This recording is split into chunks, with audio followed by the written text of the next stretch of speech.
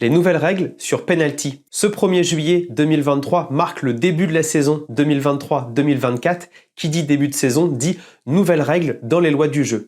Il y en a une qui concerne les penalties et surtout le gardien. Le gardien ne peut distraire abusivement le tireur, par exemple en retardant l'exécution du penalty ou en touchant les poteaux, la barre transversale ou les filets. C'est une nouvelle règle et qui est super importante pour les gardiens. Pourquoi? Parce qu'on a vu Emiliano Martinez en finale de la Coupe du Monde qui avait totalement distrait les joueurs avec Tchouaméni et son ballon poussé beaucoup plus loin. Évidemment également le trash talk envers Kolo Muani. Il avait même pris un carton jaune. Donc on aurait peut-être une 3e étoile sans lui. Bref, on ne refait pas l'histoire. Donc on a un petit peu des précisions sur ça. Que risque le gardien? Tout d'abord que le penalty soit à retirer. En effet, s'il touche son poteau ou sa barre transversale, le penalty sera à retirer. Et bien évidemment, s'il pousse le ballon ou il met du temps à se mettre sur sa ligne de but, et bien évidemment, il prendra tout d'abord une première fois un avertissement verbal et une deuxième fois un carton jaune. Néanmoins, la question que je me pose, c'est où va cette règle? Pourquoi? Parce que le gardien ne peut distraire abusivement le tireur. Et ensuite, on a des exemples.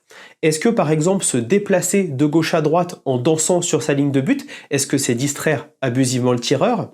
Le trash talker un peu, par exemple en lui disant t'es nul, tu vas tirer à droite, tu vas tirer à gauche, est-ce que c'est également possible? C'est une interprétation de la loi, comme souvent au football, qui donnera peut-être lieu à quelques ajustements de la part des arbitres en début de saison et ça donnera une jurisprudence qui modifieront peut-être par la suite également encore les lois du jeu. Donc c'est toujours super intéressant. Ce que j'en pense, en effet, c'est toujours une restriction sur les gardiens. On avait déjà eu celle de 2019, mais je pense que c'est bien parce qu'il y avait vraiment un cirque qui se mettait en place avec les gardiens, qui abusaient de ça. On se souvient Van der Sar, j'avais vu Pau Lopez lors de la saison, on avait vu donc Martinez à la Coupe du Monde. Donc je pense que c'est bien d'encadrer un petit peu ça et également pour la sécurité, toucher les poteaux et les barres. On sait qu'en jeune ou en district, eh bien par moment, le but peut tout simplement se décrocher. Donc, je trouve que c'est pas mal. Néanmoins, j'aimerais qu'il y ait également des restrictions vis-à-vis des joueurs. J'ai regardé un petit peu la loi 14, on a des feintes illégales. En cas de feinte illégale, le penalty doit être retiré. Malheureusement, ces feintes illégales sont pas trop précisées. On a les feintes de frappe, mais on se souvient, c'est surtout l'arrêt dans la course. Moi, j'aimerais qu'il y ait par exemple un temps mis sur la course pour pouvoir avoir une course un petit peu plus continue.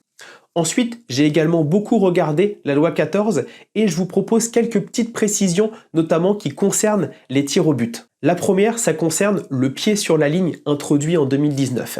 Eh bien, j'ai regardé, il faut avoir un pied sur la ligne, mais si le pied est par exemple pas posé au sol au moment de la frappe, tant que le pied est dans l'alignement de la ligne un petit peu au-dessus, ça marche quand même. Donc c'est super important également pour l'interprétation. Ensuite, c'est très important concernant cette infraction du pied sur la ligne, si le ballon va à côté ou heurte le poteau ou la barre transversale, normalement le penalty n'est pas à retirer. Le penalty est à retirer si le gardien a joué un rôle dans l'arrêt de ce penalty. Donc évidemment, s'il arrête le penalty et si l'arbitre considère que sa position trop avancée a influencé le tireur à tirer à côté.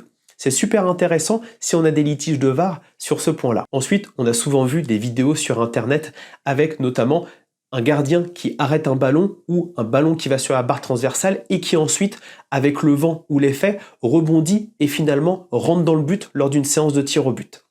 Eh bien, sachez que un tir au but s'arrête quand le ballon s'arrête de bouger. Donc, c'est très important, si on effectue un arrêt, il faut que le ballon s'arrête de bouger pour être jugé comme un ballon qui ne va pas rentrer dans le but. Bien évidemment, si elle repart très loin, on se doute bien que le ballon est arrêté. Mais c'est super important également. Enfin, dernière disposition très importante. On en parle souvent. Est-ce qu'on doit continuer le jeu si, à la fin du temps réglementaire et des arrêts de jeu, un penalty est sifflé? Oui, on doit continuer le jeu et c'est le seul cas où on peut normalement continuer la première ou la seconde période. On a souvent les corners qui sont laissés jouer par exemple. Eh bien, on doit laisser un penalty se jouer et normalement l'arbitre doit siffler si le ballon s'arrête ou si le ballon va hors des limites du terrain après ce penalty. Et je trouve ça super intéressant parce que on a souvent des joueurs et des entraîneurs qui réclament à la fin des périodes ou du match du temps supplémentaire lorsqu'il y a une action de jeu pour eux. Voilà un petit peu pour ces précisions d'arbitrage. Franchement, je vous invite à lire la loi 14, elle est super intéressante, elle est disponible en français sur internet. N'hésitez pas à aller voir et n'hésitez pas à me mettre en commentaire ce que vous pensez de ces nouvelles lois qui vont être appliquées à partir de ce 1er juillet.